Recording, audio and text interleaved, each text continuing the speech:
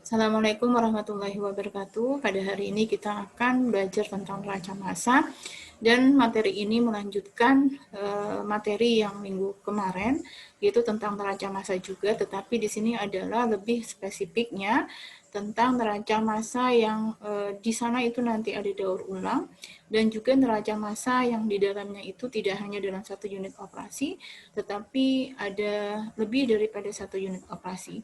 Di sini nanti dicontohkan bahwasanya neraca massa dalam 2 unit operasi bagaimana cara melakukan perhitungannya. Kalau misalnya kalian nanti bisa untuk 1 unit operasi, mudah-mudahan nanti yang 2 unit operasi kalian juga bisa mengerjakannya. Nanti kalau misalnya lebih daripada 2 unit operasi, maka nanti pekerjaannya kurang lebih adalah sama untuk melakukan perhitungan neraca massanya. Nah, maka pada hari ini, sebelum kita masuk ke pembahasan neraca massa pada sesuatu yang sifatnya adalah daur ulang, maka saya akan kembali ada beberapa yang bisa kita pahami nantinya dalam kondisi steady state, bahwasanya yang sedikit berbeda contohnya dari apa yang disampaikan pada waktu minggu kemarin. Di sini contohnya adalah tentang minyak atsiri, di mana yang namanya minyak atsiri itu kan dijelaskan ya bahwasanya minyak atsiri dapat dihasilkan dari melalui suatu proses distilasi atau sering disebut juga dengan penyulingan. Nah, pada saat nantinya ada suatu bahan, katakanlah apakah bahan itu misalnya daun minyak kayu putih kah, ataukah nanti jahe kah, ataukah lada kah, ataukah pala kah ya, di mana komponen tadi, bahan-bahan tadi mengandung komponen-komponen yang sifatnya adalah minyak atsiri, begitu. Nah, biasanya untuk mengambil minyak atsirinya, maka kita bisa melakukan suatu proses yang namanya penyulingan, ataukah kita juga biasa menyebutnya adalah distilasi.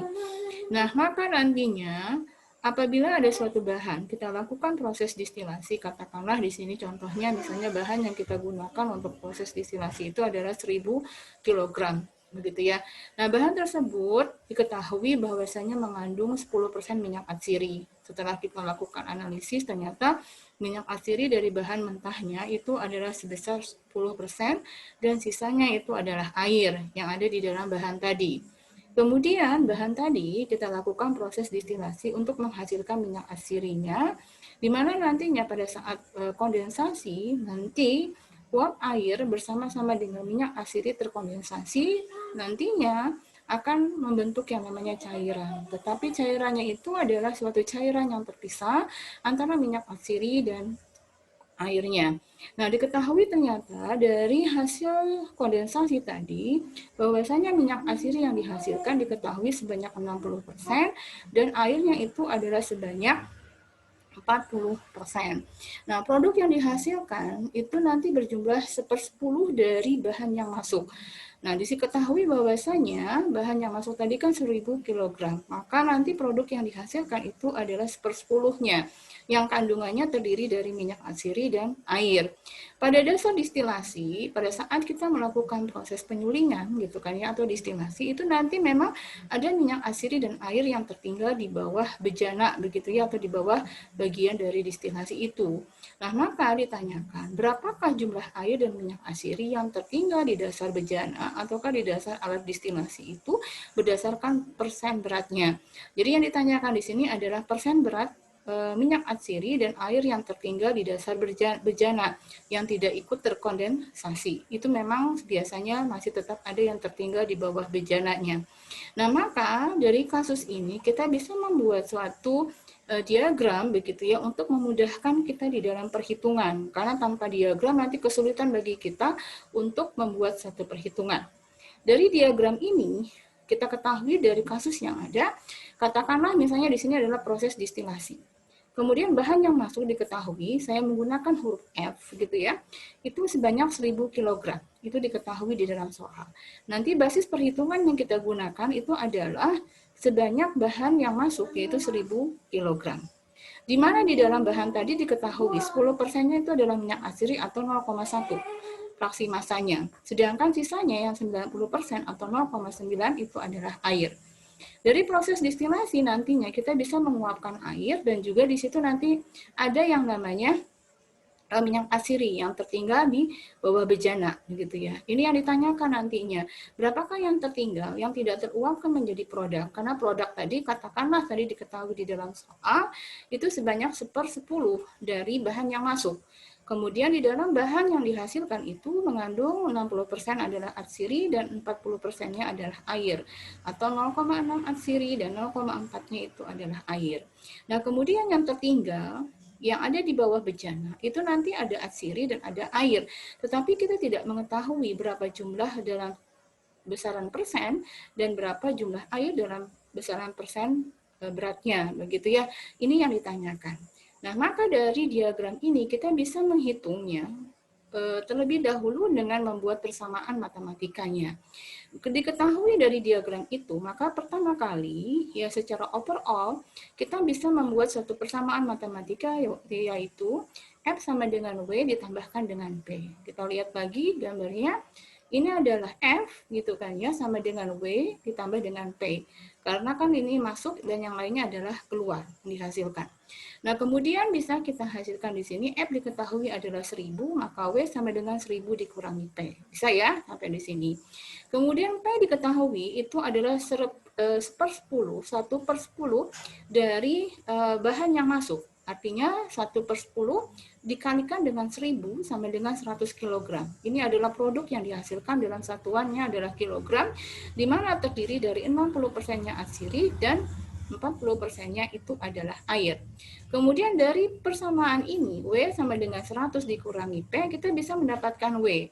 W ini juga nanti kan terdiri dari atsiri dan terdiri dari air. Nah, W-nya sama dengan 1000 dikurangi dengan P, P sama dengan 100, maka sama dengan 900 kg. Ini untuk besaran W, di mana W itu ada atsirinya dan juga ada airnya. Nah, maka selanjutnya kita akan menghitung gitu kan ya, berapakah jumlah persen berat dari atsiri yang ada di dalam W. Kita lihat persamaannya, atsiri di dalam fit ya, bahan yang masuk itu 10% atau 0,1 dikalikan dengan F sama dengan X. X ini adalah berapakah persen dari atsiri di dalam W, kemudian ditambahkan 0,6 dikalikan dengan P, karena atsiri di dalam P, apakah produk yang dihasilkan itu sebanyak 60%. Kemudian kita masukkan di sini 0,1 dikalikan dengan 1000 sama dengan X, kan W-nya sama dengan 900, ditambah dengan 0,6 dikalikan dengan P sebesar 100. Jadi 0,6 dikalikan dengan 100. Kita kalikan biasa, yaitu 0,1 kali 1000 sama dengan 100. Ini adalah 900X ditambah dengan 0,6 kali 100 sama dengan 60. Maka kita bisa melihat di sini 900 X sama dengan 100 dikurangi 60 sama dengan 40. Maka X sama dengan 40 dibagi dengan 900 sama dengan 0,044. Atau apabila kita membuat yang namanya besaran persen, maka ini dikalikan 0,044 dikalikan dengan 100 sama dengan 4,4%. Artinya, jumlah atsiri yang ada di dalam bejana tadi, yaitu sebesar 4,4%. Sebenarnya kalau kita totalkan nantinya 100%, maka jumlah air itu artinya 100 dikurangi 4,4 sama dengan 95,6%. Sama saja begitu ya, itu juga boleh. Atau kalau misalnya kita menggunakan persamaan matematika juga boleh begitu ya. Artinya persamaan air di pit ya, di bagian F itu adalah 0,9 atau 90% dikalikan dengan 1000 sama dengan 900 dikalikan dengan Y. Ya, ini adalah berapakah persen dari air di W gitu ya. Kemudian 0,4 karena 40% air yang ada di P dikalikan dengan 100. Ini adalah 0,9 dikalikan 1000 sama dengan 900, kemudian ini 900Y ditambah dengan 0,4 kali 100 sama dengan 40. 900Y sama dengan 900 dikurangi 40 sama dengan 860. Maka Y sama dengan 860 dibagi dengan 100 sama dengan 0,956 atau dikalikan 100 karena persen bentuknya, maka menjadi 95,6%.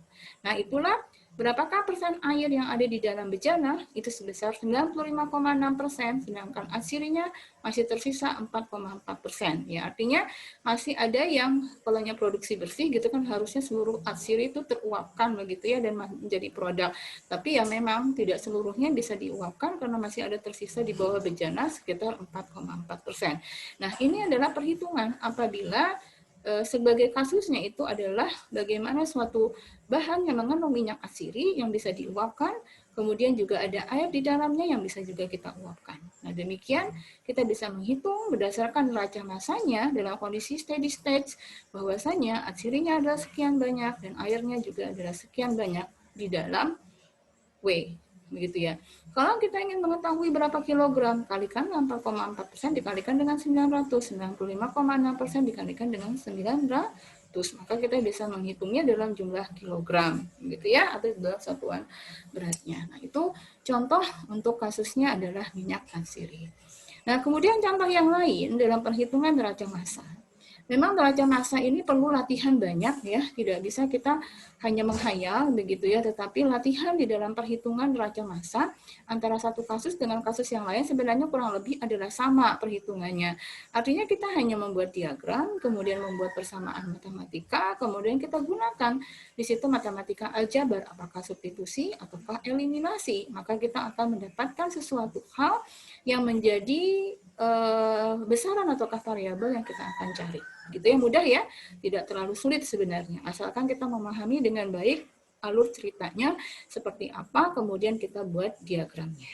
Ya, karena tanpa diagram nanti sulit bagi kita untuk melakukan perhitungan. Jadi jangan pemikirannya itu loncat-loncat. Jadi kita pemikirannya dari kasus ini kita buat diagram yang rapi, kemudian buat persamaan matematikanya, kemudian setelah itu yang overall dulu secara umum, kemudian baru persamaan apa kira-kira yang bisa kita buat di dalam kasus tersebut. Gitu ya. Nah, itu yang pertama kasusnya. Mudah-mudahan bisa dipahami. Kalau tidak dipahami nanti kalian tanyakan saja. Yang kedua, ini masih mixing ya, seperti kita membuat sosis kemarin ya, tapi ini kasusnya lebih banyak yang diketahui, sehingga nanti kalian membuat persamaan juga kemungkinan juga lebih banyak dibandingkan dengan contoh yang minggu kemarin. Ini katakanlah ada daging sapi, ada lemak domba, dan air yang digunakan untuk membuat 100 kg frankfurter. Frankfurter itu salah satu jenis sosis, ya sosis itu jenisnya banyak. Nah, komposisi bahan mentah dari frankfurter tersebut adalah kalau daging sapi kandungannya 14% lemak, 67% air, dan 19% itu adalah protein. Sedangkan lemak domba itu komposisinya 89% lemak, 8% air, dan 3%-nya adalah protein. Dan frankfurter itu sendiri, yaitu sosis yang dihasilkan, itu terdiri dari 20% lemak, 15% protein, dan 65% adalah air. Maka nantinya yang ditanyakan, berapakah jumlah air, kemudian berapakah jumlah lemak domba, dan berapakah jumlah daging sapi yang dimasukkan untuk bisa menghasilkan 100 kg frankfurter. Jadi di sini kita yang diketahui adalah frankfurter yang dihasilkan itu sebanyak 100 kg. Tapi bahan baku yang digunakan itu tidak diketahui semuanya. Nah, dalam hal ini kita gunakan nanti persamaannya ada X, Y, Z gitu ya. Yang satunya di sini apa? Tidak diketahui ya. Jadi kita mencari X, Y, dan Z gitu. Maka ini adalah besarannya di sini. Mungkin di sini adalah P, itu boleh. Gitu ya, produk yang dihasilkan berupa frankfurter.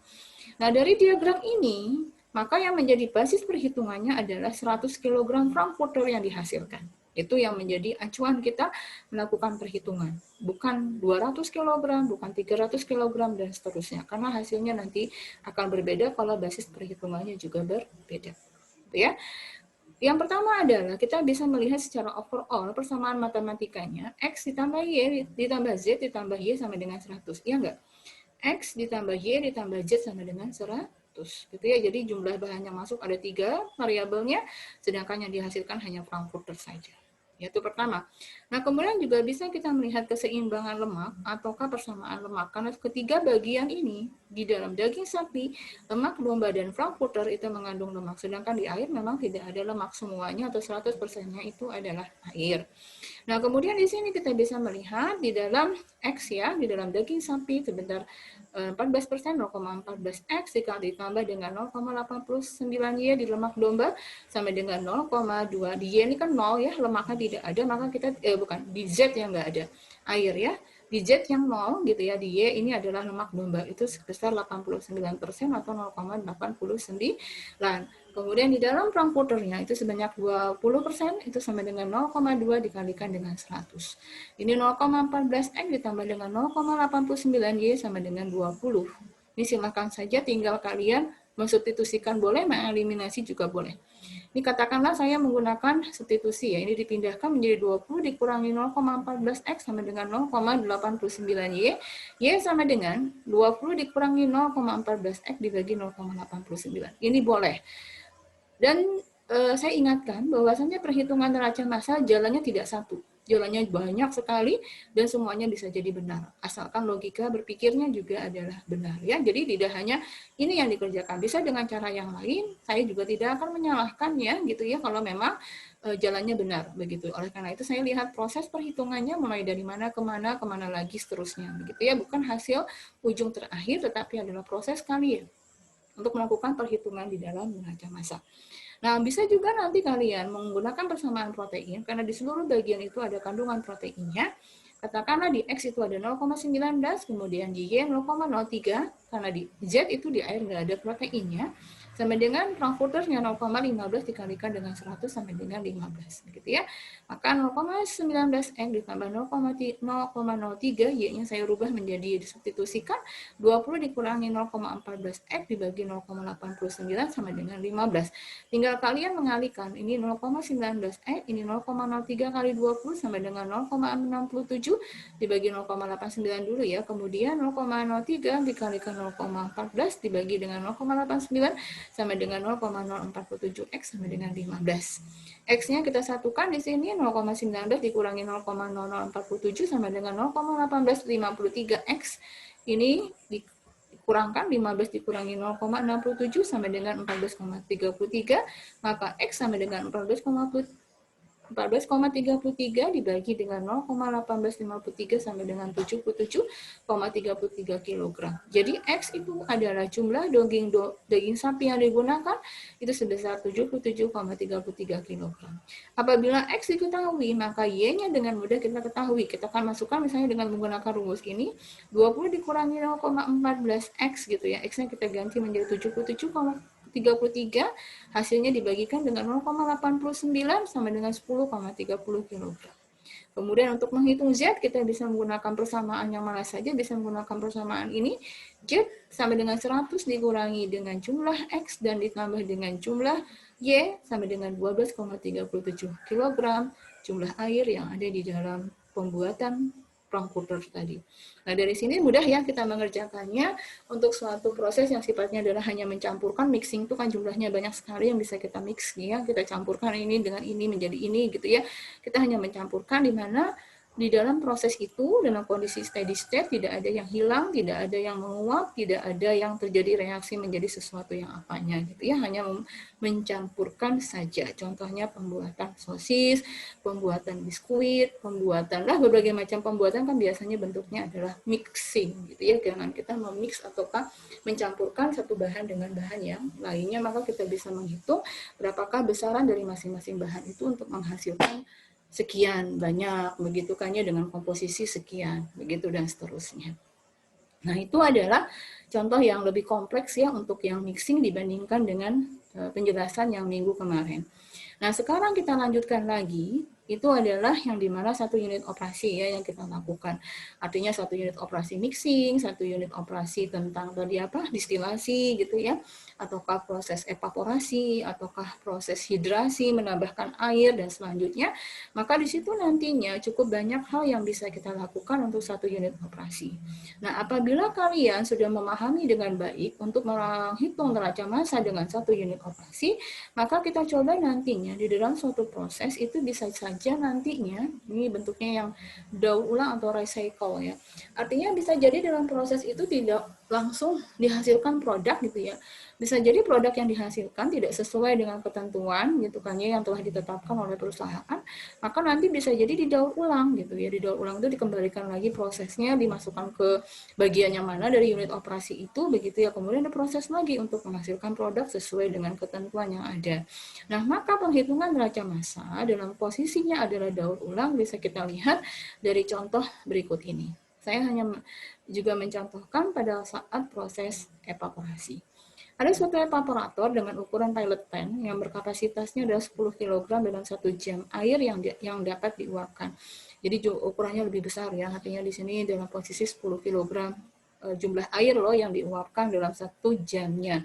Artinya evaporatornya cukup besar. Alat evaporator ini mempunyai bagian untuk melakukan daur ulang konsentrat untuk dikembalikan ke tempat evaporator yang utama.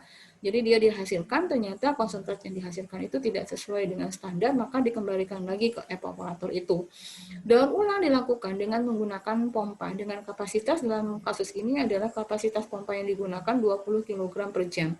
Artinya dalam pompa itu ada yang didaur ulang, nanti dia juga bersama-sama dengan bahan yang baru masuk, begitu ya, yang bukan daur ulang. Itu nanti dicampurkan jadi satu dalam kasus ini.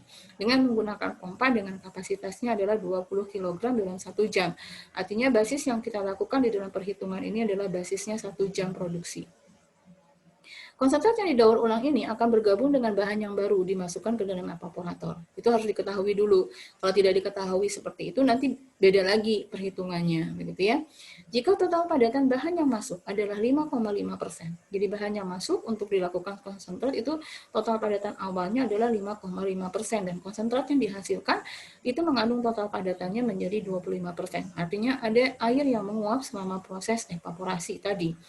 Kemudian yang jadi pertanyaan adalah hitunglah berapakah rata-rata bahan yang masuk dan yang diproduksi. Konsentratnya itu berapa jumlahnya dalam 1 jam. Karena yang diketahui kan hanyalah jumlah air yang diuapkan selama 1 jam itu adalah sebanyak 10 kg. Tidak diketahui berapakah bahan yang masuk dalam 1 jam itu dan berapakah produk yang dihasilkan. Begitu ya, tidak diketahui, itu yang ditanyakan. Kemudian pertanyaannya selanjutnya adalah berapakah jumlah konsentrat yang didaur ulang.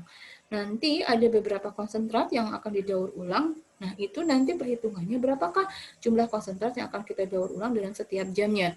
Nah, kemudian berapakah konsentrasi campuran bahan yang masuk dengan bahan yang didaur ulang. Kan tadi sudah dikatakan di dalam soal ini gitu ya, bahwasanya bahan yang akan didaur ulang itu akan dicampurkan dengan bahan yang baru masuk. Artinya, total padatannya sudah berbeda, bukan total padatannya 5,5%, akan tetapi total padatan yang nanti antara 5,5% bergabung dengan hasil konsentrat yang 25%. Itu juga tidak bisa langsung sekian persen gitu kan ya. Maka melalui perhitungan nanti kita bisa lihat berapakah konsentrasi bahan yang didaur ulang yang terjadi campuran antara bahan yang baru dengan yang dilakukan daur ulang tadi. Itu yang ditanyakan.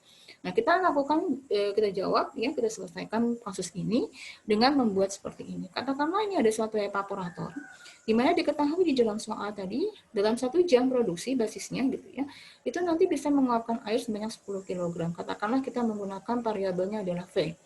Nah, kemudian nantinya dalam setiap 1 jam itu akan dihasilkan konsentrat dengan total padatannya adalah 25%. Katakanlah ini C. Kemudian bahan yang masuk, saya sebut di sini adalah F dengan total padatan awalnya adalah 5,5%. Kita masukkan dulu ini, sebelum didaur ulang, kan kita belum ada daur ulang nih. Kita dari awal dulu ya. Berapakah jumlah C dan berapakah jumlah F? Itu yang ditanyakan, begitu ya. Karena yang diketahui hanyalah jumlah air yang diuapkan. Maka secara overall kita bisa melihat persamaan matematikanya. F ini kan masuk ya, yang dikeluarkan air dan konsentrat.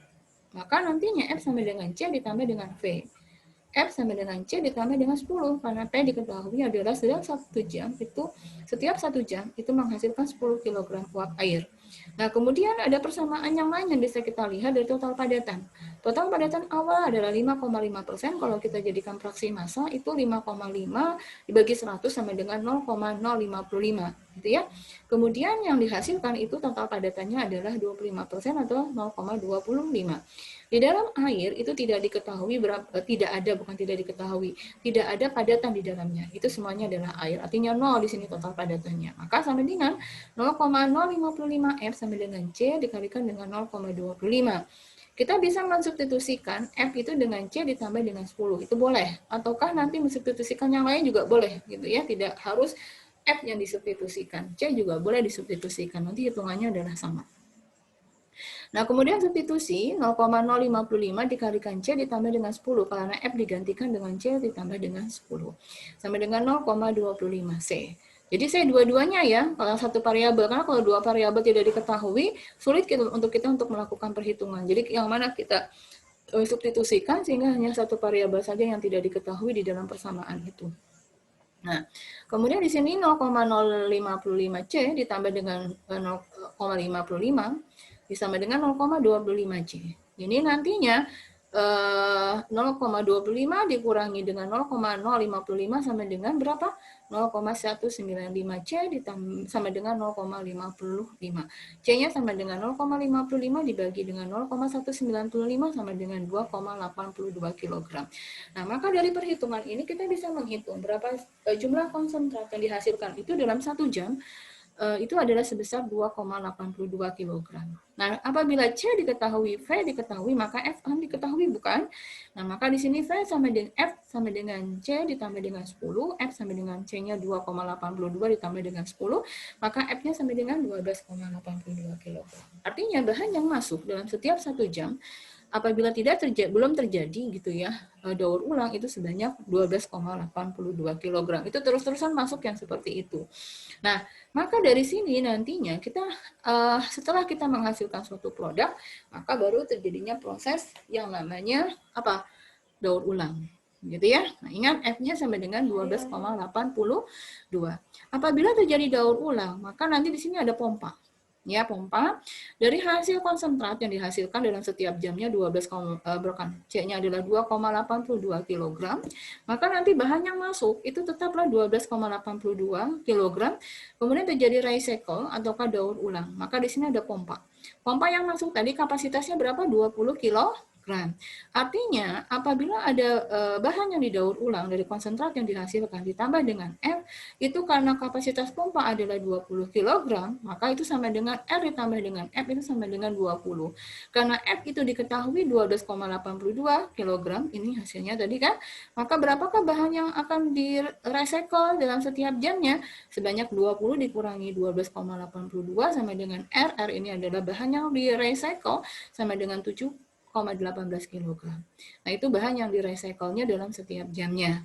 Nah, kemudian karena di sini terjadi percampuran antara bahan yang baru dengan bahan yang hasil dari daur ulang, maka otomatis nantinya konsentrasi atau total padatan yang terlarut di dalam bahan itu juga berbeda.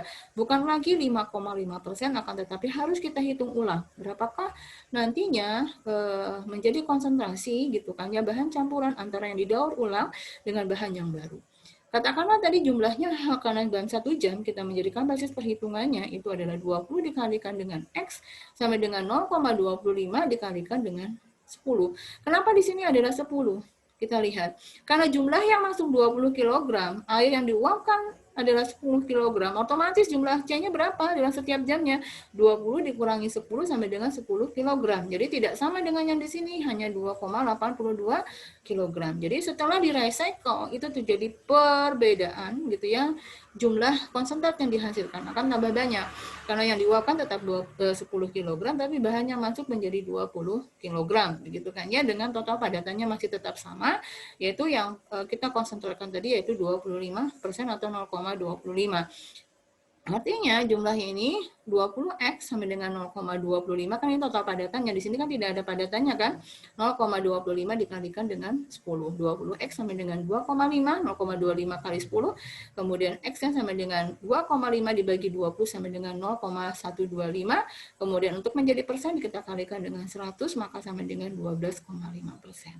Artinya konsentrasi suatu larutan yang telah dicampurkan antara bahan yang baru dengan bahan hasil recycle gitu kan ya, hasil daur ulang, maka konsentrasinya menjadi 12,5% atau total padatannya menjadi 12,5% dari yang awalnya adalah 5,5%. Nah, ini adalah proses daur ulang. Jadi mudah kita menghitungnya, asalkan satu persatu nantinya kita melakukan perhitungan yang mana yang terlebih dahulu yang kita ketahui, kemudian terjadinya apa, prosesnya apa gitu ya. Jadi jangan takut untuk menghitung neraca massa.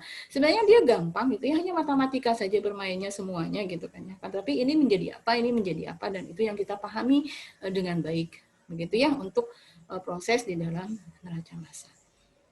Mudah-mudahan bisa dipahami untuk proses daur ulang tidak terlalu sulit. Nanti saya berikan kasus yang berhubungan dengan proses daur ulang dan kalian bisa melihat dari apa yang saya sampaikan pada hari ini.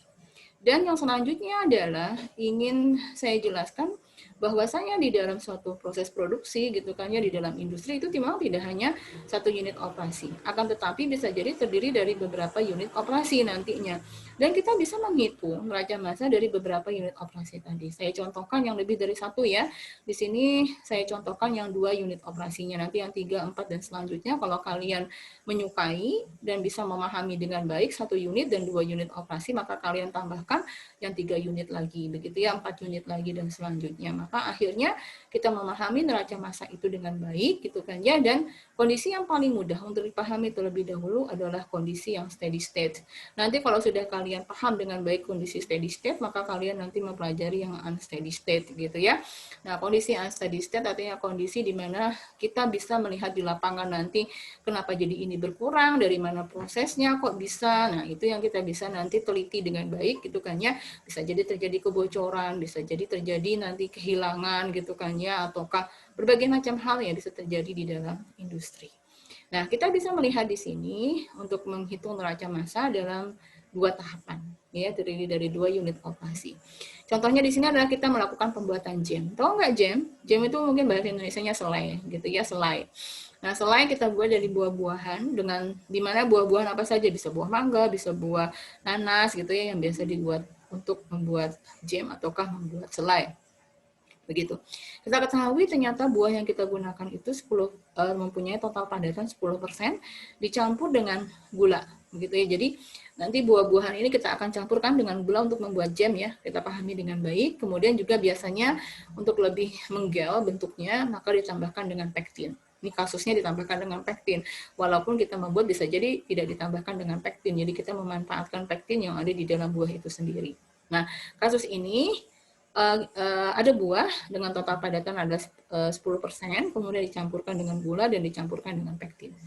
Gula pada jam itu berasal dari buah, itu sebanyak 45 bagian. Ingat ya, jadi gula yang ada pada selai ataukah pada jam itu berasal dari buah itu adalah 45 bagian, dan yang 55 bagian dari gula yang ditambahkan dengan sengaja. Apakah itu gula pasir gitu atau gula-gula yang lainnya ditambahkan dengan sengaja ke dalam proses pembuatan selai ataukah jam ini. Nah, kemudian ke dalam campuran jam juga ditambahkan dengan pektin.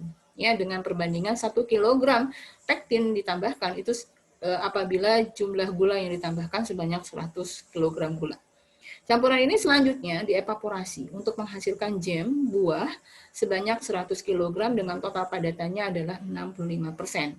Berapakah jumlah buah, gula pasir, dan pektin yang ditambahkan, dan juga berapakah jumlah air yang diuapkan atau yang dilepaskan untuk mendapatkan jam dengan total padatan 65%. Nah, kita lihat di sini sebelum kalian membuat diagramnya, ada 2 hal. Pertama adalah kita mixing, mencampurkan bahan-bahan yang terdiri dari buah, gula, dan pektin. Di dalamnya pasti ada air ya. Kemudian nantinya setelah dicampurkan, kita masak bukan biasanya gitu ya, untuk menguapkan sebagian air sehingga semakin mengental nantinya yang namanya jam ini. Karena kan selai itu bentuknya adalah kental begitu. Nah, kemudian untuk bisa meningkatkan kekentalan ataukah konsentrasi dari jam bisa kita tambahkan dengan pektin. Jadi pertama adalah mixing, yang kedua adalah evaporasi. Jadi ada 2 unit operasi di dalam kondisi yang seperti ini. Kita lihat ya gambarnya. Pertama adalah ada mixing atau menggunakan mixer gitu ya, kita campurkan. Bisa juga blender kan sama kasusnya. Chopper juga sama, memblend gitu ya, memixing gitu ya, mencampurkan. Katakan ada buah F. Buah itu saya anggap sebagai F gitu ya. Di mana di dalamnya itu ada 0,45 bagian gula. Gula yang memang ada di dalam buahnya itu manis sekali gitu ya. Kemudian 10% total padatan, artinya kalau total padatannya 10% artinya 90%-nya adalah air. Kemudian ada gula. Gula ini kan seluruhnya gula gitu kan ya, tidak ada air. Kita anggap bahwasanya 0% lah air di dalam gula begitu ya. Itu di mana gulanya merupakan 0,55 bagian gula yang nantinya untuk pembuatan memix gitu ya, untuk pembuatan jam ini. Kemudian ke dalam campuran tadi juga ditambahkan dengan pektin. Jadi yang ditambahkan itu adalah buah yang sudah dihaluskan, gula pasir katakanlah di sini, kemudian adalah pektin.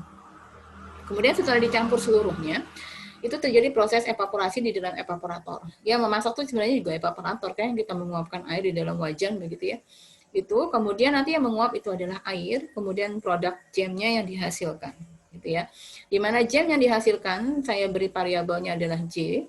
Kemudian di mana total padatannya adalah 65% atau 0,65 dan sisanya adalah air, artinya 0,35%. 0,35 atau 35%-nya itu adalah air.